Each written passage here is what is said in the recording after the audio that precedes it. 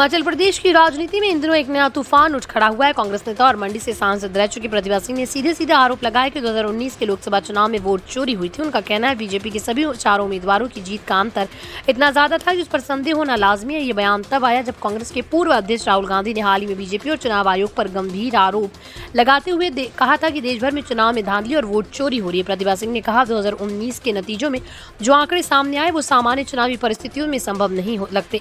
हिमाचल जैसे छोटे राज्य में जहां मतदाताओं का रुझान अक्सर संतुलित रहता है, वहां बीजेपी का चारों सीटें बड़े अंतर से जीतना कई सवाल खड़े करता है। उन्होंने ये भी इशारा किया कि ईवीएम की पारदर्शिता पर जनता का भरोसा लगातार कम हो रहा है और इसकी जांच होनी चाहिए।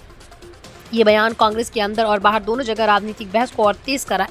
गौरतलब है कि कुछ दिन पहले राहुल गांधी ने एक जनसभा में बीजेपी पर वोट चोरी का गंभीर आरोप लगाया था और चुनाव आयोग को भी कटघरे में खड़ा किया। उन्होंने कहा था लोकतंत्र तभी मजबूत होगा जब चुनाव ईमानदारी से कराए जाएंगे। प्रतिभा सिंह का बयान सीधे तौर पर राहुल गांधी की लाइन को सपोर्ट करता है। ये दर्शाता है कि कांग्रेस अब इस मुद्दे को राष्ट्रीय स्तर से लेकर राज्य स्तर तक जोर शोर से उठाने के मूड में है।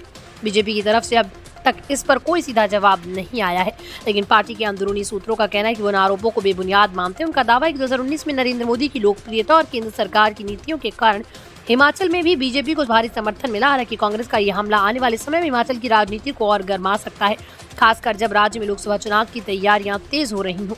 राजनीतिक विश्लेषकों का मानना है कि वोट चोरी का मुद्दा जनता की भावनाओं को प्रभावित कर सकता है, खासकर उन इलाकों में जहां मतदाता पहले से ही सरकार से नाराज हैं। अगर कांग्रेस इस मुद्दे को लगातार उठाती है और ठोस सबूत या गवाह पेश करती तो ये 2024 के चुनावी समीकरण को भी बदल सकता है।